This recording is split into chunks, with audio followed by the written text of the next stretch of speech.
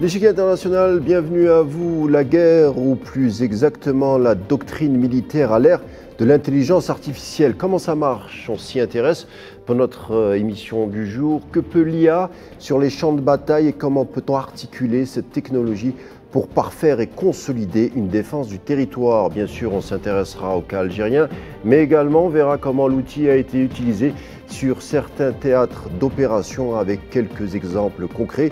Et évidemment, on soumettra la fameuse question, brûlante question, qui donne des mots de tête d'ailleurs aux juristes spécialisés, aux analystes et aux philosophes. Vous le savez sans doute, de plus en plus de drones et d'algorithmes accélèrent la prise de décision. C'est aussi vrai en temps de guerre, mais qui est donc responsable quand une machine tue? Sujet vaste, parlons-en, à tout de suite.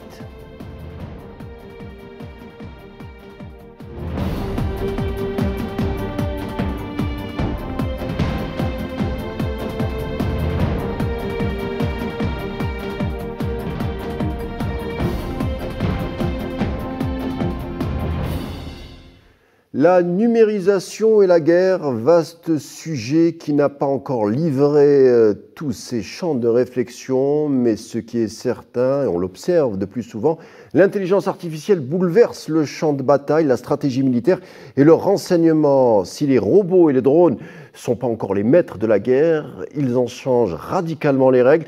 C'est bien une révolution qui est en train de s'opérer, en tout cas avec une course aux armements incontrôlables. Et l'Algérie dans tout ça, pour en parler, je reçois Tawfiq Hamel, historien militaire. Bienvenue à vous. Bonsoir et merci pour l'invitation. Merci de l'avoir accepté, Tawfiq Hamel. Alors, Tawfiq Hamel, beaucoup d'armées ont intégré depuis longtemps l'intelligence artificielle dans leur modus operandi. Le but serait de permettre globalement des décisions plus rapides, des plus précises. Quant à l'armée algérienne, où en est-elle dans tout ce cheminement, au sein de cette révolution? Comment vous l'évaluerez? Alors, effectivement, l'armée algérienne, en tout cas, en ce qui concerne l'intelligence artificielle, bouleverse complètement la stratégie militaire de telle sorte qu'on peut aujourd'hui parler de révolution. De révolution dans le sens où la décision de tuer est déléguée à une machine. Là, globalement, jusqu'à récemment, souvent, certaines armes sont utilisées soit pour des bombardements, pour briser des choses, pour tuer des adversaires, mais la décision est toujours humaine. Là, on se retrouve dans une logique où cette révolution, justement, intervient dans le sens où la décision de tuer peut être prise par une machine. Alors, dans le cas de l'Algérie, en tous les cas, la doctrine officielle de l'Algérie a toujours insisté sur l'importance justement de garder le facteur humain, l'homme au centre de la décision, ce qui n'est pas le cas dans certaines stratégies, dans certaines doctrines, comme la doctrine américaine. Alors, dans le cas de l'Algérie, il faut garder à l'esprit que l'Algérie utilise l'intelligence artificielle comme un complément et pas un substitut à l'homme. C'est-à-dire que la décision finale restera toujours entre les hommes, c'est-à-dire entre le chef d'État et l'état-major, en fonction des échelons et des décisions à prendre. Dans le cas de l'Algérie, en tout cas, utilise l'intelligence artificielle dans plusieurs domaines. On peut évoquer la sécurisation des frontières avec l'utilisation de drones pour la reconnaissance, pour la détection. C'est ce qu'on a vu la dernière fois avec le drone malien qui a été détecté rapidement, ensuite neutralisé. Ensuite, l'intelligence artificielle est utilisée dans le cadre de l'imagerie satellite. C'est utilisé également dans la cybersécurité. Et un élément qui me semble très très important, c'est le recours à l'intelligence artificielle dans ce qu'on appelle le système de commandement et de contrôle, ou ce qu'on appelle dans le jargon militaire, c'est le C4 et SER. Ça veut dire que contrôle, commandement, communication, informatique, reconnaissance et surveillance et neutralisation. Dans ce cas, ça veut dire que globalement, avec l'intelligence artificielle, parce que l'idée principale dans la guerre moderne, c'est de mettre, d'ailleurs, c'est la stratégie algérienne, particulièrement depuis 2020, qui se dirige vers ce qu'on appelle la guerre interarmée. Ça veut dire que globalement, la guerre moderne actuellement exige la participation des différents services militaires. En Algérie, vous avez la marine, les forces terrestres, vous avez la défense aérienne, vous avez ensuite les gardes-côtes, on peut même inclure la gendarmerie. Tout ça font partie justement de ces institutions qui sont chargées de garantir la sécurité de l'Algérie. En matière de la guerre interarmée, ça veut dire qu'aucune branche ne peut mener la guerre seule. Ça veut dire que cela nécessite l'implication, la coordination. En fait, c'est plus que la coordination. En fait, l'intégration des différents services. En tout cas, oui. Toufair Hamel, on voyait cette intelligence artificielle venir au sein de doctrines militaires, en tout cas on l'a vu au niveau mondial. Est-ce que l'armée algérienne a pris cette révolution au bond, ou est-ce que justement dès le départ elle a su tout de suite s'adapter, elle a vu tout de suite venir cette sophistication, cette technologie nouvelle qui venait bouleverser l'approche militaire? Alors, dans le cas de l'Algérie, on peut pas dire qu'elle bouleverse l'approche de l'armée algérienne actuellement, parce que dans le cas de l'Algérie, on est plutôt dans une modernisation sans rupture. Ça veut dire que le but principal, c'est que l'intelligence artificielle, ou de façon globale, la machine ne va pas remplacer l'approche traditionnelle, mais elle vient seulement pour compléter. Ça veut dire qu'il y a une volonté que, en tout cas, les nouvelles technologies de façon générale sont intégrées dans l'architecture de l'armée algérienne. Je vous laisse poursuivre. Pardon, Toufair Hamel, je vais vous laisser poursuivre rapidement, mais juste pour expliquer aux téléspectateurs, puisque l'IA permet l'analyse d'immenses volumes de données en vue d'une prise de décision, dit-on, éclair, mais l'IA repose aussi sur des multiples capteurs, c'est-à-dire des satellites et des renseignements électroniques pour évaluer une situation réelle et surtout pour une prise de décision militaire express. C'est pour ça que j'ai posé ma question, parce que c'est un vrai défi donc pour l'ANP et pour toutes les armées du monde, à la fois, parce que pour conjuguer à la fois l'aspect technique et les jugements humains, une doctrine doit forcément s'adapter. Oui, effectivement. Enfin, d'abord, il me semble qu'important, quand on parle de l'intelligence artificielle, globalement, disait quoi? Elle disait l'ensemble des techniques, algorithmes ou systèmes informatiques capables de simuler certaines fonctions cognitives humaines, comme la perception, le raisonnement, l'apprentissage, la prise de décision ou même la communication. Là, on parle de l'intelligence, c'est-à-dire globalement, on peut évoquer certains axes. On a ce qu'on appelle l'apprentissage automatique, c'est-à-dire que la machine peut apprendre automatiquement, alors qu'avant, c'est l'homme qui décidait à la place. Ensuite, il y a le traitement du langage, la vision par ordinateur et système d'expert. En fait, ce sont des tâches que la machine peut appliquer par elle-même sans l'intervention de l'homme. Ça, c'est le véritable problème. Le problème qui se pose, évidemment, l'intelligence artificielle suscite des défis à la fois, particulièrement, ce qui me semble important, ce sont les défis à la fois politiques et éthiques. Ça veut dire que la guerre a toujours été, on dit que la guerre est menée de la même façon que les richesses ont été créées. Pendant l'ère agricole, la guerre était primitive. Après la guerre industrielle, avec l'industrialisation, la guerre s'est industrialisée. On commence à utiliser les chars, des avions. Et depuis les années 90, avec les nouvelles technologies, on insiste sur l'information, c'est-à-dire l'importance de l'information. Ce qui a changé avec l'intelligence artificielle, justement, c'est cette capacité justement de détecter les menaces rapidement, prendre une décision rapidement. Et souvent, le problème qui se pose, on atteint un certain niveau de rapidité, plus la décision devient opaque. Ça veut dire échappe à l'être humain, échappe aux hommes politiques, tout simplement aux soldats. Alors, dans ce cas, c'est le...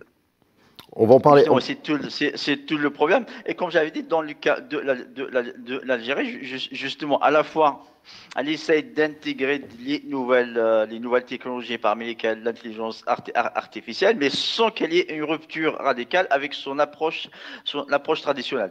Ça veut dire que l'intelligence artificielle est utilisée comme un complément pour renforcer certaines capacités et non pas bouleverser entièrement les capacités qui existent. Ça veut dire qu'on est plutôt dans une approche évolutive que révolutionnaire dans le cas de l'armée algérienne. Ce qui me semble d'ailleurs très important parce que dans certains cas, certaines révolutions peuvent entraîner une certaine instabilité. Et l'une des conséquences, c'est que ça déstabilise tellement l'organisation que ça prend du temps, parfois justement pour que l'organisation retrouve un certain équilibre. Et parfois justement, au cours de cette phase de transition, une organisation militaire peut se retrouver en phase d'un défi important et malheureusement, il n'est pas prête parce que le changement était tellement important. Alors pour résumer, l'Algérie est plutôt dans une approche évolutive que révolutionnaire, ce qui me semble important. Révolutionnaire dans le sens rupture, hein, quand vous utilisez le terme révolutionnaire, c'est dans le sens rupture, c'est-à-dire on est dans une continuité. Mais vous l'avez dit également en substance, c'est que l'intelligence artificielle repose également surtout sur la suprématie informationnelle et technologique. Notre armée, dans les temps qui courent et face aux investissements technologiques des autres armées sur l'échiquier international, est-ce que notre armée nationale, est-ce qu'elle est dans les temps? Est-ce qu'elle arrive plus ou moins à suivre cette révolution qui bouleverse l'ensemble des armées au niveau mondial? Alors, en tout cas, dans le cadre de l'Algérie, la modernisation de l'armée algérienne a commencé en particulier en 2000. Après la décennie noire, l'Algérie a commencé justement à moderniser son armée. Alors, ça veut dire qu'il y avait un effort qui a été fait. Alors, pour quelle raison? Parce que l'intelligence artificielle ou les nouvelles technologies doivent être... L'important, c'est qu'il faut les inscrire dans une stratégie globale. Alors, quels sont les objectifs de l'Algérie? D'une part, il me semble qu'il y a au moins trois objectifs. Un, l'Algérie cherche à adapter son armée aux nouvelles menaces. Ça, c'est le premier élément. Ensuite, l'autre élément, justement, c'est intégrer les nouvelles technologies parce que la technologie qui change. Ensuite, l'autre élément, justement, c'est pour s'adapter aux nouveaux équilibres régionaux. Alors, parmi les objectifs, l'armée cherche à renforcer et consolider ses capacités, ça veut dire qu'il y a une volonté de renforcement capacitaire, ça veut dire ça se traduit à travers l'achat de nouveaux équipements adaptés et conjugués et combinés également à la formation avec d'autres changements organisationnels. Ensuite, il y a l'autre élément et le recours particulièrement à l'intelligence artificielle dans ce qu'on appelle le système de commandement et de contrôle, ce qui me semble cela c'est un élément qui me semble très important. En fait, pour simplifier, il y a ce qu'on appelle la guerre moderne ou la guerre réseau centré. Réseau centré, c'est-à-dire on se retrouve dans une logique où tous les éléments doivent être intégrés dans un système. Ça veut dire du capteur jusqu'au tireur et jusqu'au décideur. On se retrouve dans une logique où tout le monde est connecté à ce système en temps réel. Ça veut dire que globalement, lorsque vous avez le système de commandement qui est représenté à un certain niveau par le chef d'État ainsi que par l'état-major, avec l'intelligence artificielle, permettrait justement une certaine connexion avec d'autres éléments qui impliqués dans la défense nationale. Ça pourrait être des avions, des soldats, des drones, des frégates. C'est-à-dire l'ensemble de ces machines se retrouvent connectées. Et ce qui est important, c'est que justement, ça permet à tout le monde, à tous les acteurs impliqués, d'avoir une conscience de la situation en temps réel. Ça, ce qui est important, justement, l'Algérie, particulièrement depuis 2018-2020, est en train, justement, d'accélérer son système, ce qu'on appelle C4 et ISUR. c'est-à-dire ce système de commandement et de contrôle de communication informatique, et évidemment, il y a ce qu'on appelle reconnaissance et surveillance. Et l'Algérie a mis des moyens importants justement pour moderniser ce système. À cela, évidemment, il faut pas, tout ça ne se limite pas uniquement à l'achat d'équipements, parce qu'il y a tout un travail derrière qui consiste justement à adapter les organisations existantes pour justement qu'elles puissent... Et de formation. Vous voulez parler de la formation? Effectivement, il y a la question de la formation. Évidemment, il y a de plus en plus, en tout cas dans le cas de l'Algérie, il y a plusieurs officiers algériens qui sont envoyés à l'étranger pour se former, pas seulement en Chine et en Russie. Il y a des partenariats avec d'autres pays occidentaux. Ensuite, il y avait un autre élément, même pour la question de l'industrie militaire. L'Algérie justement est en train justement de développer son industrie militaire. Parce que dans le cas de l'Algérie, à la fois, le risque, c'est quoi? Le risque, c'est d'une part se retrouver dépendant d'acteurs étrangers. C'est-à-dire globalement le fait. Et pour éviter justement cette dépendance, la solution, ça peut être justement la diversification des alliés. C'est ce que l'Algérie fait de plus en plus. Des partenariats, certes, il y a un allié historique qui reste toujours la Russie. On ne peut pas changer de partenaire en matière de défense du jour au lendemain. Mais en même temps, l'Algérie est en train justement de diversifier ses partenaires. Il y a un rapprochement avec la Chine. Ensuite, il y a des partenariats avec l'Italie, avec l'Allemagne. Et dans ces partenariats, il y a également la volonté justement de permettre le transfert de technologie et le développement d'une industrie militaire nationale qui est très très important justement pour ne pas se retrouver dépendant d'un acteur étranger. Parce que la question de l'indépendance stratégique et de l'autonomie est au cœur de la doctrine algérienne.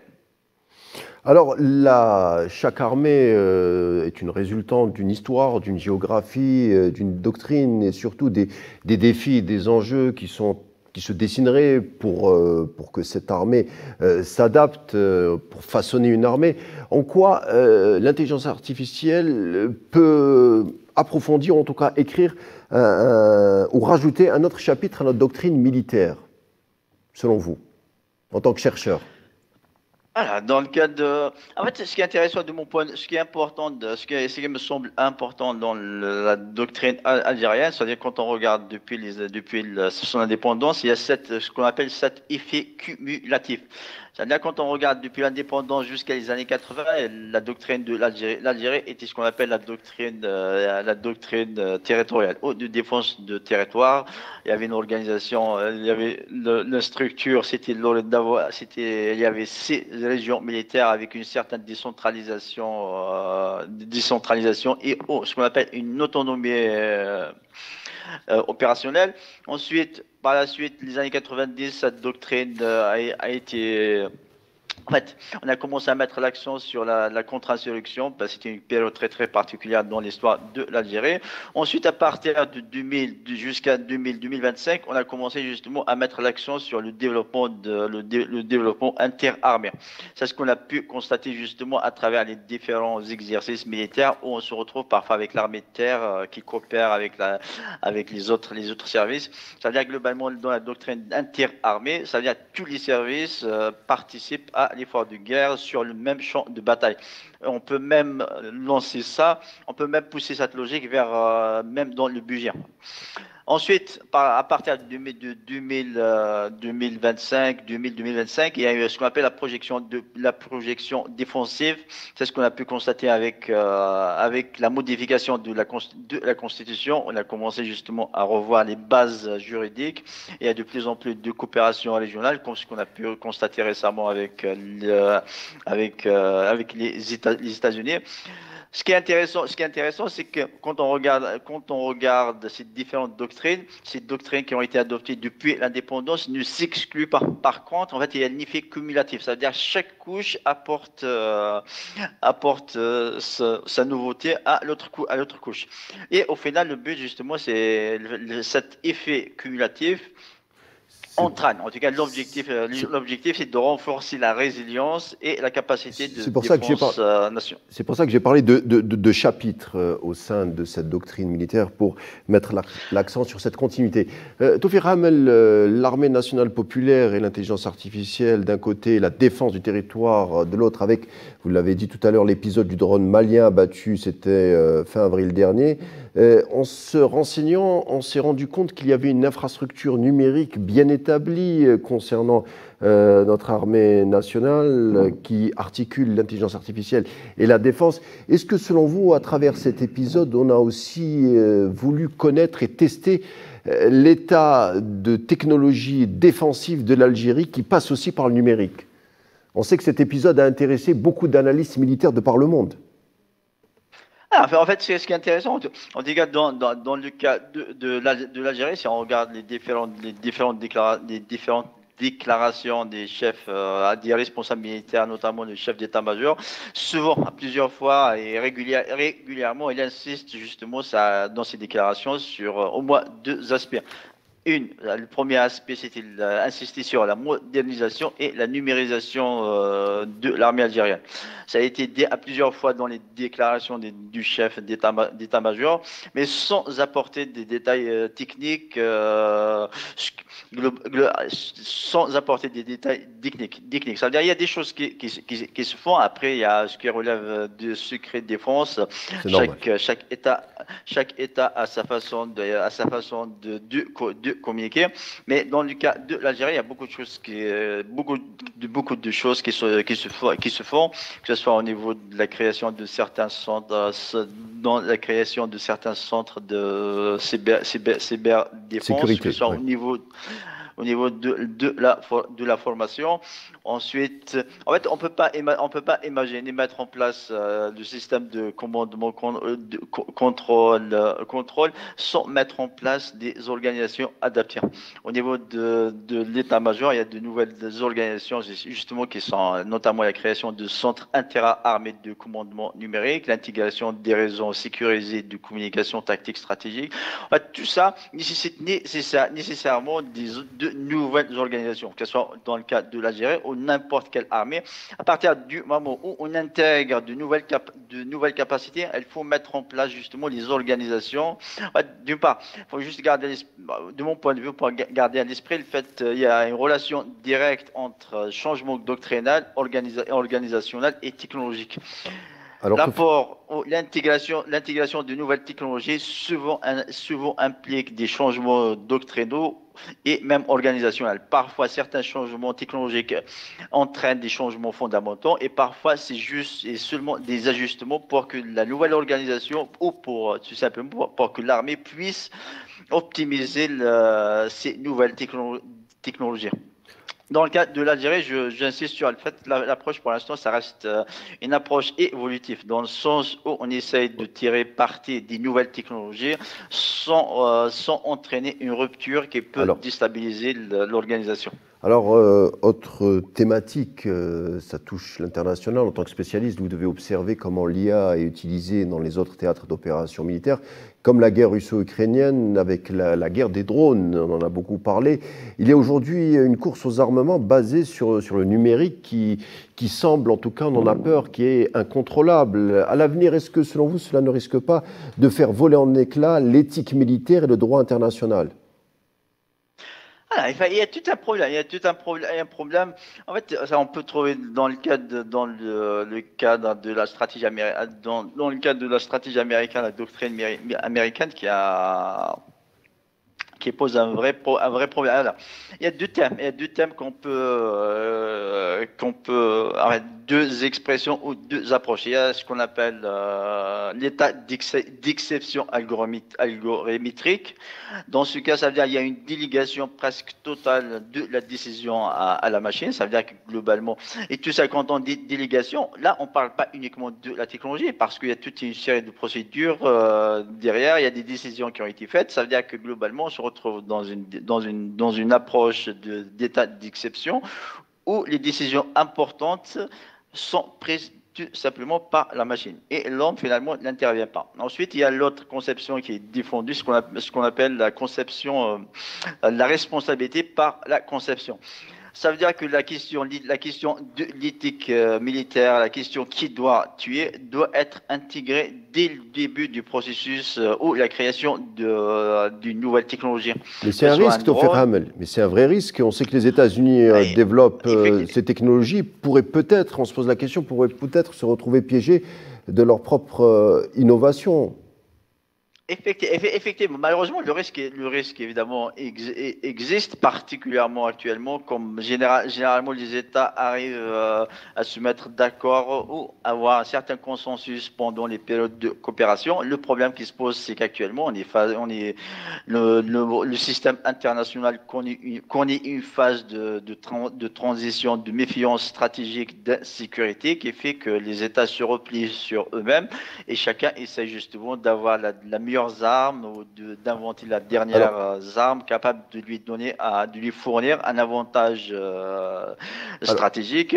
De ce point de vue, cela ne fera qu'aggraver justement le problème des rivalités et l'absence d'un consensus justement sur le